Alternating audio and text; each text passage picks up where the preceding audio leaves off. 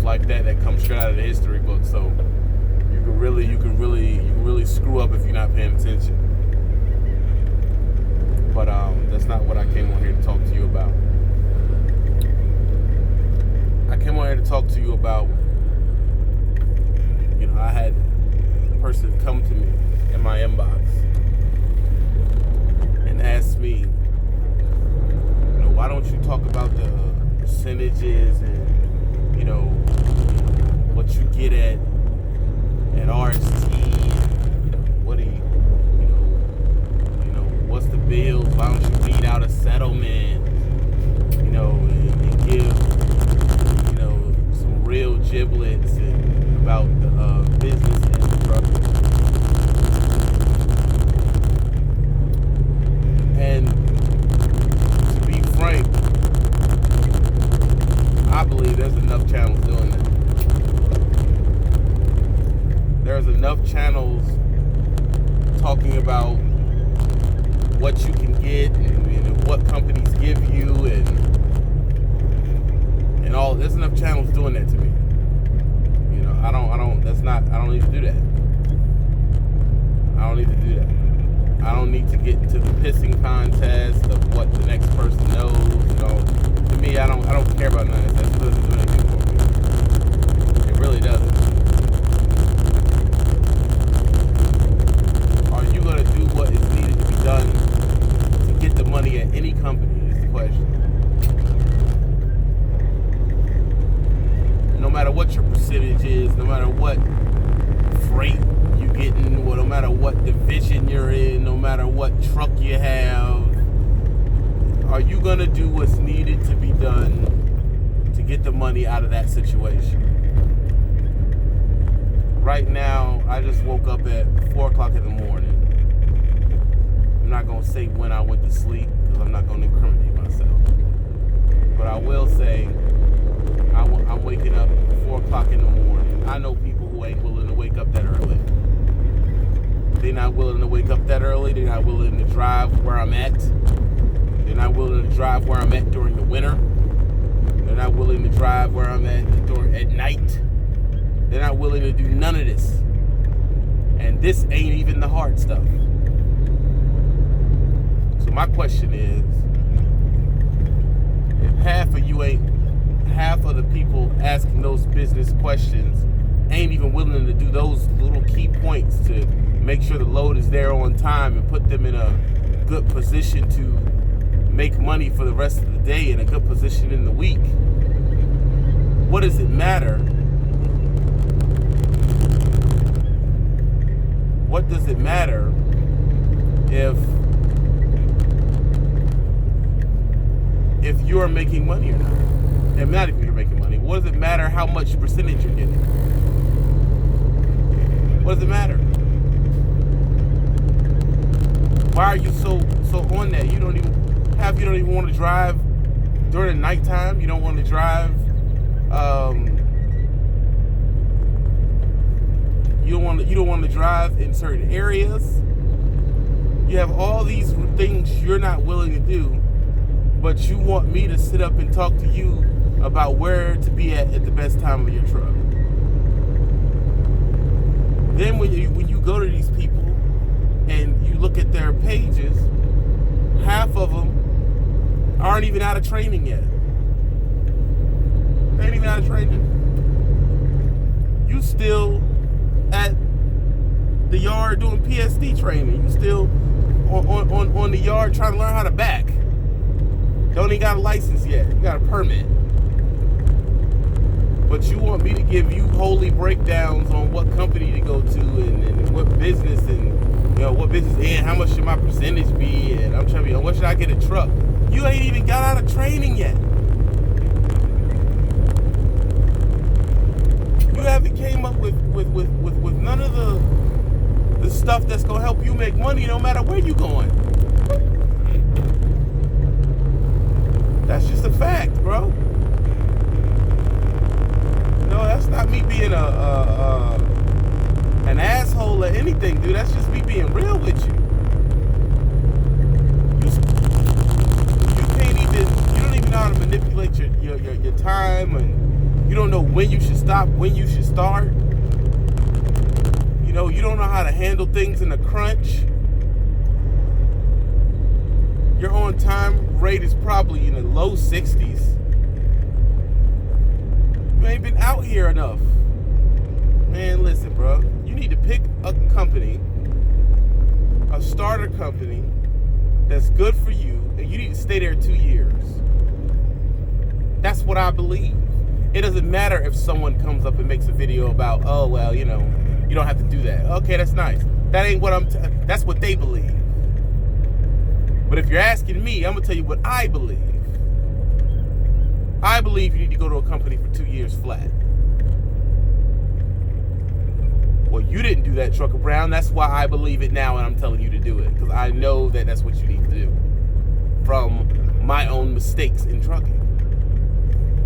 There ain't no point in you driving for Prime for 5-6 months, then messaging me and asking you where you should take your truck when you ain't even got 2 years of experience, and most of these places you're gonna go ain't gonna take you anyway. It's a waste of my breath. Like, I have no reason to do that. I'm not in the business of just wasting my breath on you. They're not gonna take you, bro.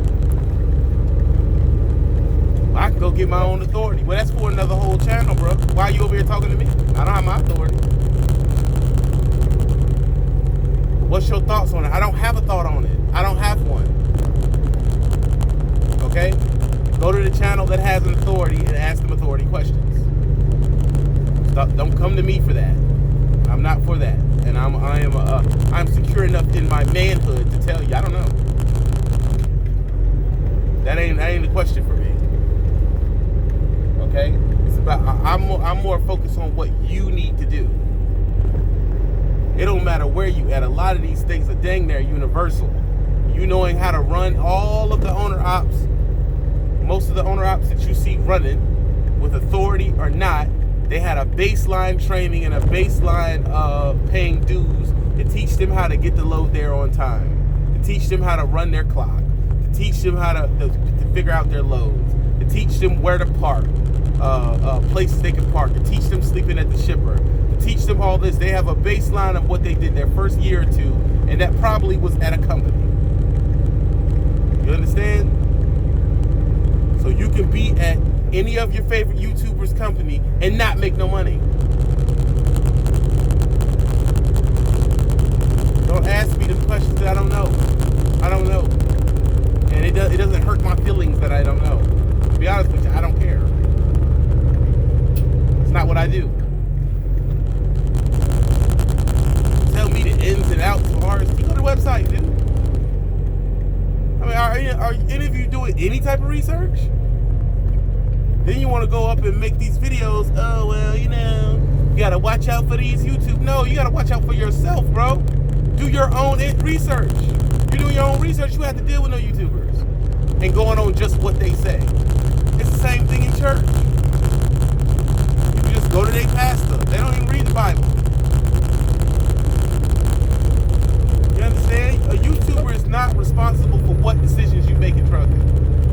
If you make a crappy decision in trucking, you gotta eat that. Ain't no YouTuber gotta eat that. You do. And these campaigns on oh, watch out for what YouTubers say, that junk don't work. It just makes the person saying that look better. That's it. People still watch the YouTuber they talk about. So it's nonsense. It's nonsense. No one cares. No one cares, bro. I don't watch people go to companies.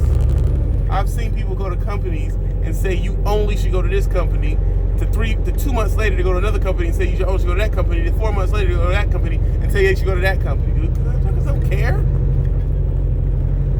A YouTuber don't gotta worry about you sucking, bro. That's something you gotta do. You're an adult. I'm not in the coddling generation where we coddle grown people. I don't do that. I don't do that. You know, when I come on here, I make videos about my truck breaking down.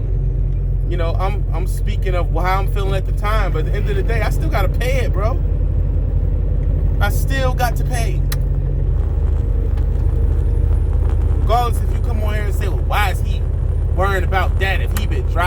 6 years. And then, man, shut up. I don't care how much money you got. Ain't nobody trying to lose no money. Okay, you can steal money, figure out a way to defraud Google for $500. They're gonna prosecute, bro. And they're a billionaire company. No company wants to lose a dime. That's a fact of life. It's just a fact of life, man. And just don't come to me asking me about stuff if you ain't got A, B, C, D, E, F, G together. If you're still in training, you should be talking to me about stamina. I don't think I have my stamina together and all this other stuff. That's what you should be talking to me about. You should be talking to me about nothing else.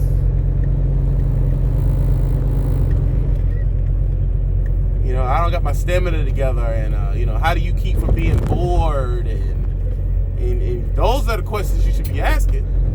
Because you could be in any business. If you don't know how to run it, what you gonna do? You're screwed. You can't even be on time, no matter where you at. You know what I'm saying? You ain't gonna get the best loads.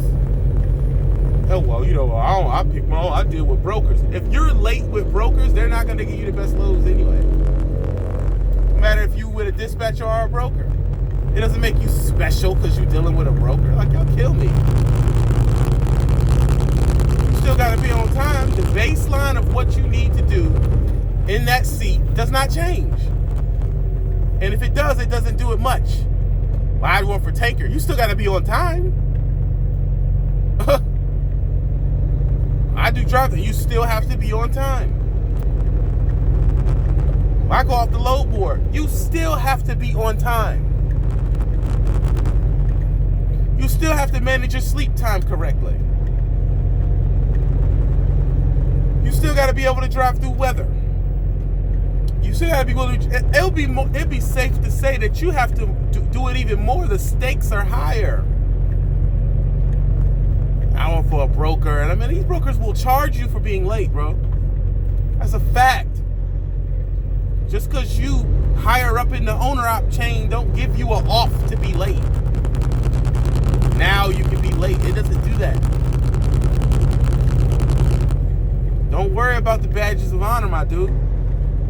Don't worry about the badges of honor. You still got to be on time.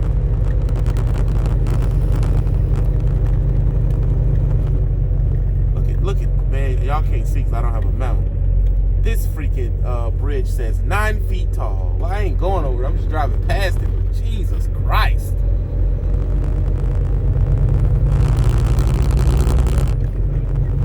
You still have to be on time. You still have to know how to watch out for bridges. You still have to know what roads. I can't get down there. You know, you got to be able to eyeball a road without a GPS, bro. Without a GPS. Okay, I'm just going to depend on the GPS. You can't just depend on the GPS, man. Especially if you don't have one that updates to Wi-Fi. You know, my GPS updates maybe 3 times a month. So if you got a GPS that don't do that, you just missing updates on maps. They could have slapped a freaking bridge there and you're screwed. You got to be able to look at situations. You got to be good at driving at least, bro. Why are you buying equipment and you can't drive? You watching YouTube and rushing so fast to be in the owner-op discussion, and you can't be back in a tight place. You can't back off the road in Philly. Yeah, drive up, turn, stop traffic, and back right off of the road in Philly downtown. You can't even do that yet, but you want the equipment. I don't understand it. And you know, the old dudes used to say, when I first started driving, take your time. I waited 3 years before I started talking anything about owner-op industry. That's just my belief. Okay? If you have a different belief, it's okay for you to have your different belief. But my belief, I don't believe you should be running out there getting no freaking owner-op off jump. I don't believe that. I just don't believe it. That's just me personally. If you do it, more power to you. I wish you the best. You just did it a way I don't believe in doing. You know, it's not a beef. It's not nothing. It's not nothing. But you got to learn the fundamentals, my dude. You have to learn the fundamentals in anything you do. You don't go to karate class, get a yellow belt, and say, I'm ready for the tournament, boss. Run down there, go to the tournament, and get your butt handed to you. You run into somebody who's been doing martial arts since he was 4. You've been doing it for a hot 3 months. And you think that's going to come out well? And then you went to this tournament, and you owner-op this tournament. You came up with the money for the ticket to fly to Japan. You came with the money for the actual registry. You came up with all this other stuff. You paid for all the stuff to make the things to make sure you did the piss test, all out of pocket. About 15 grand worth of stuff to get on this platform, and your butt only been fighting for 3 months. You get out there with a veteran, and he put that Mushu John Wonton on you, and now your face is busted open. No, bro, you have to do the fundamentals. You got to be in the dojo for years. You got to go through conditioning for years. You got to go through the lower the lower level easy tournaments with people that's at your experience level. Then you got to move up. Then you got to get to the point where you are confident in your abilities to where you're going to put your own money down and do what you need to do. You scared to drive without reaching back for your trainer, then why are you inquiring about where you need to go for owner-opping, bruh? Get you 100% on time rate first. Think of that. Get your fuel mileage game together first. Get your pick and fuel game together first. I'm just saying, everybody rushing. Stop rushing, man. Calm down. Why you think a lot of these people don't answer your inboxes? Because there be people asking that don't even need to be asking them questions. You ain't even asking me the right question. You up here on the pad at your starter company, waiting to back with your students, and you inquiring YouTubers about what company you should be owner-opping at. I don't believe it. I mean, y'all comment at the bottom. Am I wrong? Comment at the bottom. Am I wrong?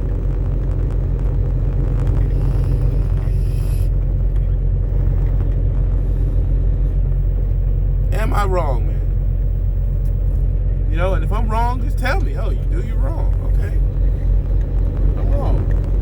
But I mean, if you believe you're supposed to owner-op off jump, let me know, man. Maybe it's something I'm missing.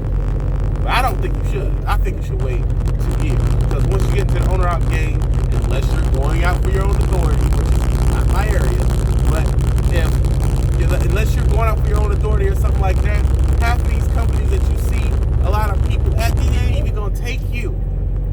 They're not gonna take you, dog. They're gonna ask you for 2 years. That's the first thing they're gonna ask you for. 2 years. Well, I gotta find a company that'll take me under a year. Okay. And it's probably gonna be an entry-level company. Half the time, not all the time. But a lot of the time, that company's gonna be a company you could have went to with no experience at all. Sit your butt down, pay your freaking dues, man. I had to pay mine. And I know somebody's gonna make a video, you shouldn't have to do that, man. Whatever, bro. That's how you choose. I'm saying, well, this is my opinion. It's my opinion. You got a different opinion, voice it. Go ahead, do your thing. You know, I'm not tearing you down. We don't have to bump heads to have a disagreement. But what I'm saying is, if you ask me, my opinion, okay? I'm allowed to have my own opinion. My opinion, you need to at least baseline do 2 years at a starter company, and by then, if you ran hard, you have the essential fundamental skills to be able to run a truck and own that equipment. That's what I believe.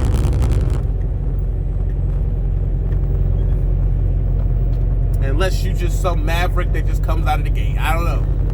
But I mean, I'm not some maverick, dude. My page is not a testament to my greatness. Okay? You gotta watch out for that. If you go into a page or anything, even if you're dealing with church or you're dealing with any type of person who's speaking in a public forum, are they just speaking to a testament of their greatness? Do they have any flaws at all? Any flaws that they're willing to tell you? They don't have any flaws at all.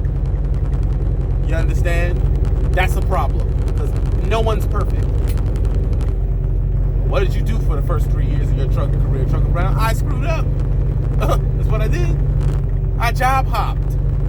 So I didn't save up hundreds of thousands of dollars like you think I should. I've been owner opping for I drove company for 3 flat years, and most of that was job hopping. I didn't stack no money during that time. That's why I tell you that is a mistake that I made.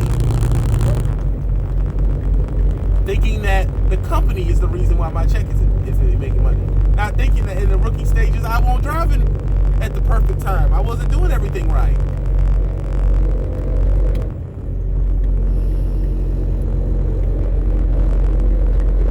I just be wanting y'all to be real, dog. Like, I just be wanting to be real with y'all. Look at you, fucking police over to the corner like that. Is he turning around? Jake's out here, boy. New Hampshire hot, boy. God dang. But no, I didn't. I made mistakes, bro. I came off of the street onto trucking. That's how it works. Street to trucking. I was happy to have any money in my pocket at all. Okay, first couple years, I went home, was blowing money. I go home $5,000, blow 4, company. You know what I'm saying? I'm helping family members out, buying family members' car. I did all type of stupid stuff I wasn't supposed to do. You know what I'm saying? I don't feel bad for it. You gotta make mistakes to get to where you're going. Yeah, I screwed up. I screwed money up in my first 3 years. Absolutely. Then once I get to the part where I'm leasing, you know, I dealt with trucks. I picked trucks wrong. That's on me. You know, regardless of anything that was going on, I signed the paper for Dirty Red. I don't blame that on no one. I did, as an adult, and I paid the price alone. You understand? I paid the price. I'm still paying the credit card that Dirty Red ran up. No one else. $23,000 freaking credit card bill. I lost my savings, $30,000 in savings in a year. I did. I had to take that on the chin. Me. And I don't blame no one else for it. At the end of the day, you're a willing participant. I can't blame LRM for it. I can't blame my my advisors at the time for it. I can't, and to be honest, a lot of my advisors told me not to do it. SoCal being one of them. SoCal warned me about getting that truck. He told me not to do it. I did it anyway. And not listening to SoCal Trucker. You can look him up. He's a YouTuber. Well, he probably doesn't want to be called a YouTuber. I don't know what the fad is right now, but whatever. But SoCal, he told me flat out not to get it. Flat out, don't get that truck. He said, come out here to Cali and I can get you a better truck. And I didn't want to do that. That's what I want to do. I made my own decision, and that decision cost me a lot of money that I'm still paying for today. I'm paying for the breakdown on Karen right now, and at the same time, I'm paying down the breakdown debt for Dirty Red at the same time. You understand? I just dropped $9,400 in a day on Dirty Red's breakdowns of the year and change before, on top of this truck breaking down at the same time. Yeah. So when a person says, oh, well, you should have a whole bunch of money, I don't know what they're talking about. Okay? I think the real linchpin, if lack of a better word, of you getting money in this game is picking the right truck and rolling the dice and hoping that truck is a good truck. Because be real, you can get a lemon fresh off the line, brother. Brand new. Believe it or not. You can get a lemon fresh off the line. Dog. I done seen it. You can go up there and get you a Volvo, and that thing it have 0 miles, and it can run you right into the poorhouse. Any company.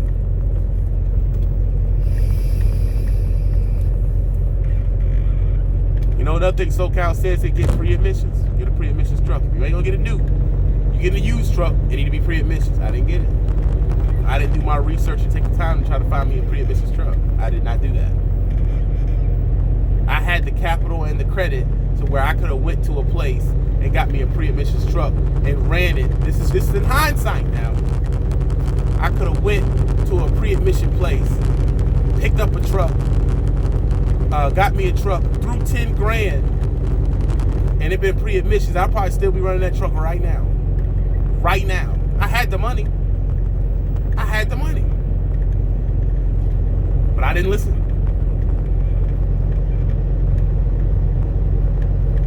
And it ain't no one's fault but mine, bro. I'm a grown man. And I'm not gonna sit up here and just place that blame because no one else has to pay these freaking the credit card bill I'm paying. Yeah, I'm a bad runner to be able to get up basically 10 grand and drop half on that $23,000. To drop it in half in one day. Yeah, I'm a bad mojo, but it's still time. I mean, bro, I had to pay it back. That's why I ain't sitting around with hundreds of thousands of dollars and you've been driving for this many years and you should be rich. That's how you know company drivers are talking to you. That's exactly how you know company drivers are talking to you. When they say stupid stuff like that. That means you ain't been in the owner out game. You ain't had a truck that's been problematic. You ain't been through none of that. You are a company driver saying that. If you're an owner out that's been through the gambit of a truck giving you problems, you wouldn't be coming out your mouth saying something that's stupid. I've had 2 problematic trucks in the past year and a half, 2 years, coming out of a pocket. That's the name of the game, man. Rolling the dice. Win some, you lose some. It's a fact, though.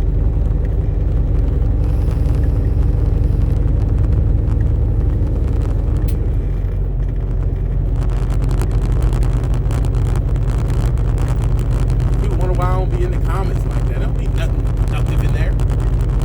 Some company driver sitting at a company will get 45 cents, 30 cents a mile, telling you how you should have did it.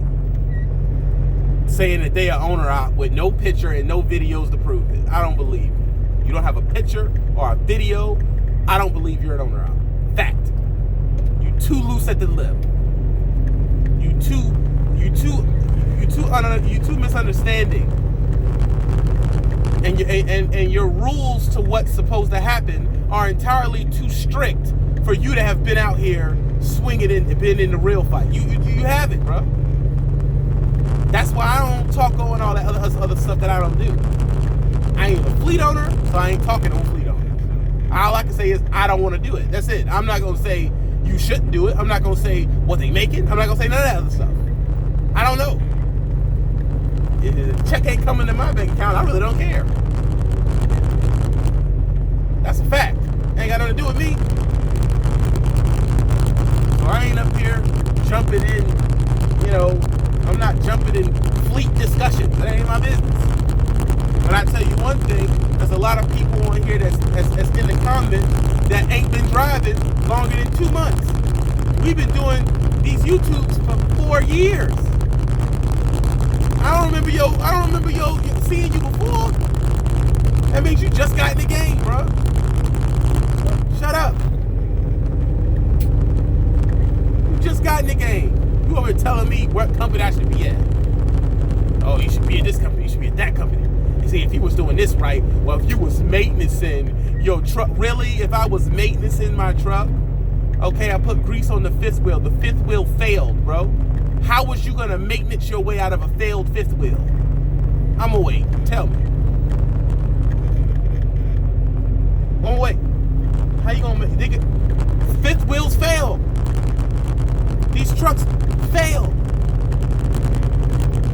The computer having an issue, the truck ain't going over 30 miles an hour. How are you gonna maintenance your way out of that? out of a computer? Please tell me. That's how I know you don't have a truck. Oh, that's why you buy a truck that's a certain age. That's true, but I also can't run at this company with a truck that's 1,000,000 years old. No one's talking about that either. All these trucks that are 1,000,000 years old, and it's if you don't have an authority. Okay, we're talking about the most of people, because most people don't have an authority. So if you have an authority, you're not in this discussion.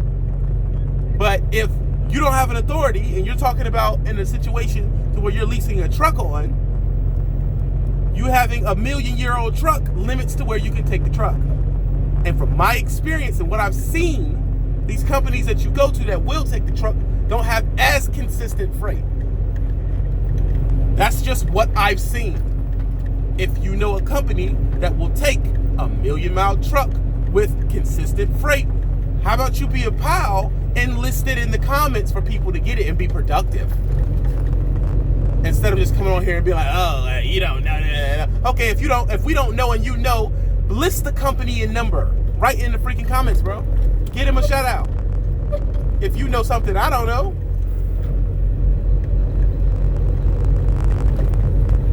That's how I feel. Am I wrong? Comment at the bottom and tell me if I'm wrong. That's all I'm saying. Listen, man, this is my whole thing on the whole thing before I get off here. Listen. All I'm saying is, it ain't as cut and dry as people trying to make this game. This game is anything but black and white. Anything but black and white. And at the end of the day, as the driver of the name of that truck, who it's in, you're responsible. Not the person advising you, not the person with you, not the teammate driving with you. The first seat is responsible. That's how it goes. And if you're not willing to take responsibility and come out of your pocket and pay for the mistakes, regardless of whose idea it was, then you don't need to be owner operated. You don't need to be lease driving or whatever you want to call it. That's a fact of life. Because at the end of the day, someone's going to have to pay the piper. And it's going to be whoever's name is on that truck. So these decisions are yours alone to make. You probably can take in a little bit of advice and try to make a better decision, but at the end of the day, it's on you. That's a fact. And if you pick a truck that's screwed up, it don't matter how you maintenance that truck. It doesn't matter. It's gonna go down over and over and over again. And that's a fact of life. And the reason why you don't see it happening all the time, and it just looks like it's happening to me, because other people are quiet as a damn church mouse when their truck goes in the shop. Know it. They're quiet as a church mouse. You'll never know. You'll think they truck is just riding on the gravy train on biscuit wheels. They can go a whole year or 2 years without their truck ever seeing the shop. And I'm here to tell you now, it's a freaking impossibility. Trucks go in the shop. And ain't no way you was running for real and you did all that wear and tear on that truck, and you ain't had a pop tire.